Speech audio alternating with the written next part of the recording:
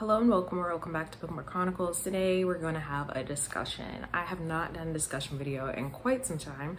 The last one that I did was sometime in the first half of 2021 and it was about DNFing books. It was a great conversation. I loved hearing everyone's opinion, but it's been a while. So today I want to talk about audiobooks and we're just going to go ahead and get this out of the way. Audiobooks do count as real reading. If you disagree with that, then frankly, I don't need you to be a part of this conversation. It's incredibly ableist to think that way, and frankly, you don't get to dictate how other people read. So now that we got that out of the way, let's get to it. So it actually took me a very long time to get into audiobooks. Granted, the first time that I tried, I decided to listen to Persuasion by Jane Austen. That probably was not the best thing to do.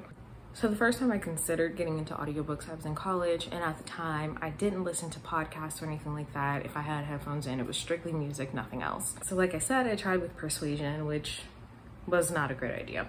So what piqued my interest to try again was, I really love Chip and Joanna Gaines from Fixer Upper, and they had released the Magnolia story, and I saw that the audiobook was narrated by the two of them.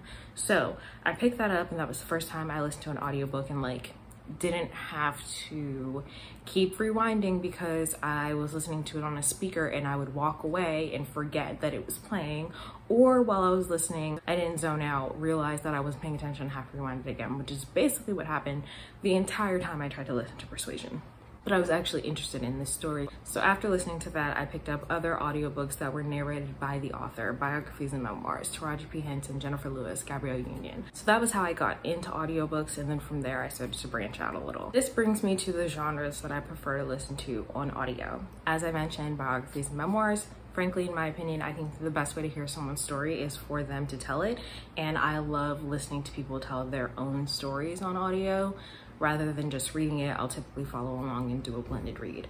I also am not a huge poetry fan, but if the narration is again by the author, then that I will do, because I feel like as someone who's not super into poetry, I don't always know how the author intends it to sound. So I feel like if I can just listen to them, then that just makes the experience a lot better. A lot of times I will choose to listen to a fantasy series on audio, and a lot of times it's because I want to make sure that I'm getting the correct pronunciation of names and places. Sometimes I will occasionally listen to romance as well, but probably not as often as the others. One thing that plays a huge role in the enjoyment of an audiobook is the narrator. So there are some times where I will listen to an audiobook and the narrator completely ruins it for me, and I'm just like, okay, never mind, I'm just gonna read this myself because this is not working out. There also are quite a few people who are becoming well known for their audiobook narrations. For example, Bonnie Turpin, who narrated The Hate U Give, has done quite a few other books as well, and a lot of people really enjoy her as an audio narrator. I personally really like January Lavoie. She has done a lot, particularly with James Patterson, which is interesting. Why I am on book 19 of the Women's Murder Club, I don't know. But I really like January Lavoie's narration of it. I also really like Lauren Fortgang, who narrates most of the books in the Grishaverse, and Elizabeth Acevedo is probably my favorite audiobook narrator of all time. Reading the books that she has written or narrations that she's done for other people, like Pride by E.B. Savoy, love. She is a fantastic audiobook narrator. Before she became an author, she was a spoken word artist, and I got to see her perform in person. So she is absolutely one of my favorites. And if I know that she narrates something, I will definitely go for the audiobook rather than the physical copy. The next thing I want to talk about is platforms that I listen to audiobooks on. I currently have 5 platforms on my phone that I use on a rotation. Some of them I have to pay for, some of them are free. So if you're someone who's not really interested in having to pay for one, I recommend Libby. It's free. All you need is a library card, which because of the pandemic, you can probably get online at this point. That's how I got mine. Libby has both audio and ebooks, and when you are looking for something, you'll type it into the search and then you may need to place a hold. So that'll depend on how many copies your library has available and if there is a waiting list. So sometimes you might have to wait, sometimes you might not. When you click place hold, it will tell you how long you have to wait. Sometimes it'll come in a little early, which can screw up your entire TBR, which Libby is notorious for. But sometimes you just may have to work around it. The next free service that I use is Hoopla. This again, you can connect to your library, but with this one, you don't have to place a hold. They do again have audiobooks and ebooks as well as movies. I personally don't use it for movies, but that is something that's there if you're interested. The next platform that I use is Scribd. In the US, this is about $10 a month plus tax. And for this one, you don't need a library card. This one has audiobooks, ebooks, magazines, podcasts, and even sheet music if that's something that you're interested in. Again, you don't need a library card and you don't have to place a hold either. You can just save them and then they'll show up in your library. The next platform that I use is Libro.fm. This one's a bit pricier. It is $14.99 a month plus tax, so it's about the same price as Audible, which I'll talk about in a little bit. But I know that a lot of people don't want to support Amazon, so if you do like audiobooks and you were okay paying that $15 and some change, this is a great alternative to Audible because it is the same price. You do still have a very large selection to choose from, but you also get to support local bookstores. So you can either choose a specific independent bookstore that is in your area that you would like to support, or you can just set it where it's like your proceeds will just go to some independent bookstore somewhere. Typically, I'll use Libro.fm if I go through all the other platforms and I can't find what I'm looking for, but I know that the audiobook exists. Most likely it'll be on Libro.fm. And lastly is Audible. I just recently actually canceled my Audible subscription just because I wasn't really using it as much. But also the thing between Audible and Libro.fm is that when you cancel and you still have credits, you can still use them after you cancel on Libro.fm. On Audible, you cannot. So I've canceled both of them right now. I still have like 6 credits sitting from Libro.fm, so I'm gonna use that if I can't find things on other platforms.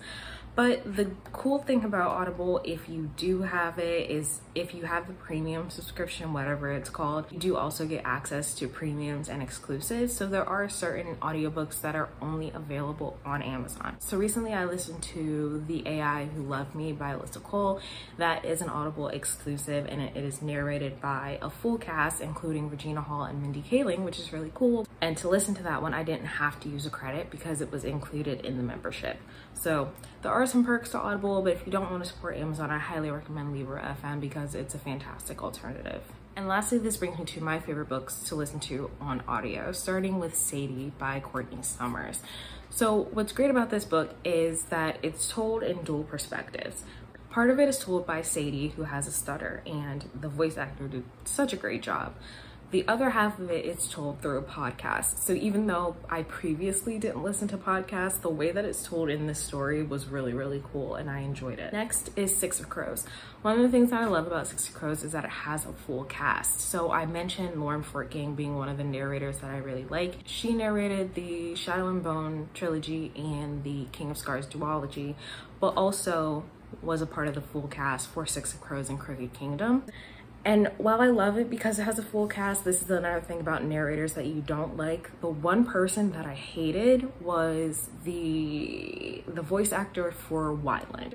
I love Wyland as a character, but his voice actor was the only person that pronounced the H in Matthias's name. And every time I heard it, it made me cringe. So I guess it's the downside of a full cast. Otherwise, highly recommend any audiobook with a full cast because it's such a great reading experience when there are actually different characters for each character. Next is Howl's Moving Castle. So this is sort of a comfort read for me. It is middle grade fantasy. Nothing wrong with middle grade. It's such a good book. But the narrator for it honestly sounds like an old British grandma, and it's just so comforting to hear this story told from her. So if I'm ever in a reading slump, I will listen to Howl's and it just gets me right out of it. Next is The Lots Away by Darcy Little Badger. This is a YA fantasy by an Indigenous author. I really enjoyed that it was sort of a little history lesson with some folklore thrown in. It was really cool, but this was one that I wanted to listen to on audio because I wanted to make sure that I was getting the correct pronunciations, as I mentioned before, especially because a lot of people don't know how to pronounce the title, so I just wanted to make sure that I was doing it right. And I think I was watching Jashana's review of it and she had mentioned the audio. I did the same thing with Ray Bearer by Jordan E. Fueco. That book, the physical copy, does have like a pronunciation guide in the back, which is cool. But the audio narrator, I cannot remember her name right now, but she did a fantastic job. It was so good. And plus Ray Bear is just such a fantastic story and it's African inspired, and I just think that everyone should read that book and should definitely do a blended read of it because it is so worth it. Next is The Storyteller by Jodi Picoult. If you don't already know, she's my favorite author. I absolutely love her.